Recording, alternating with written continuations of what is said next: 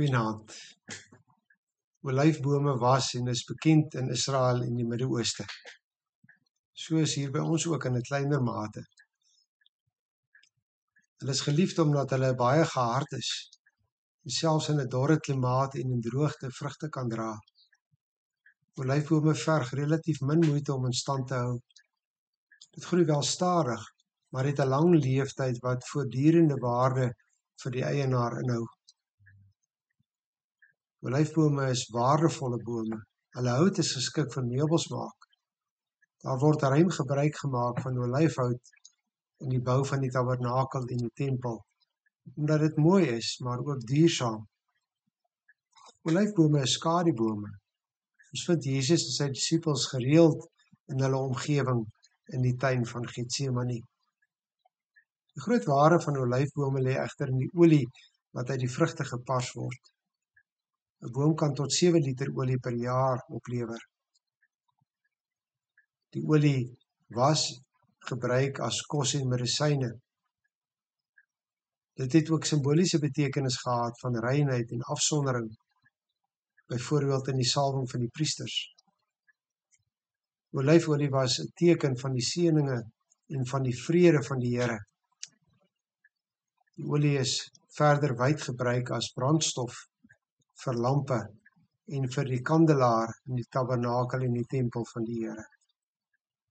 Met hierdie agtergrond skuif ons fokus na 'n teks uit die profeseë van Sagaria.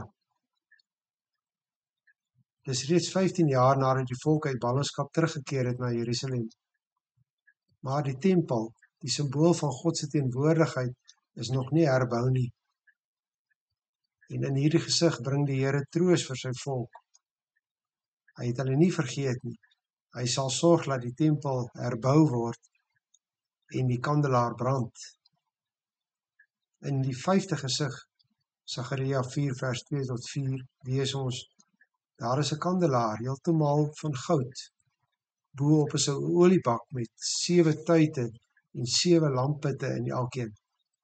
By die kandelaar is 2 olyfbome, een regs van die oliebak en een links. Sagaria het dadelik begryp dat die betekenis van die kandelaar is om die liggewende teenwoordigheid van die Here te simboliseer. Die kandelaar het dag en nag in die tempel in Jerusalem gebrand. God se altyd liggewende teenwoordigheid was daardeur gesimboliseer. En nou sien hy weer 'n kandelaar in die toekomstige tempel. En hy ontvang die versekering dat hulle deur die Heilige Gees en nie deur krag en mag nie daarin sal slaag om die tempel te herbou. Die Heilige Gees sal self, soos die olyfolie van die kandelaar, die liggewende brandstof wees.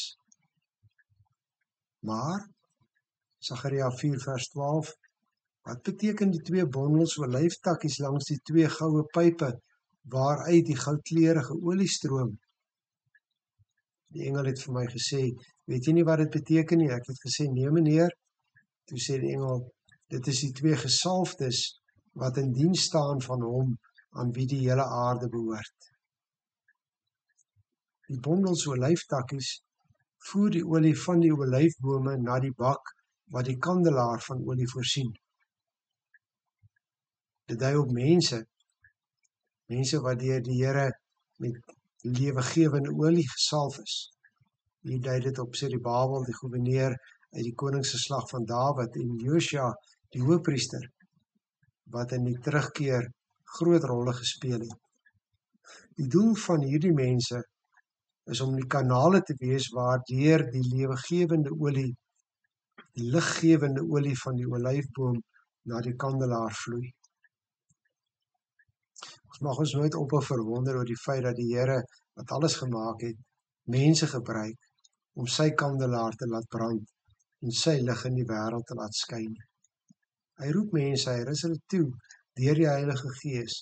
Hy vestig hulle as betroubare, vrugbare, vrededraende olyfbome en hy gebruik hulle om sy lig in die wêreld te laat skyn. En dit doen hy nie net met hulle nie. Hy doen dit met elkeen van ons. Is dan 'n kanaal waardeur die liggewende krag van die Heilige Gees kan vloei. sodat ons as kerk van die Here 'n ligtende kandelaar in 'n donker wêreld kan wees. Goeienaand.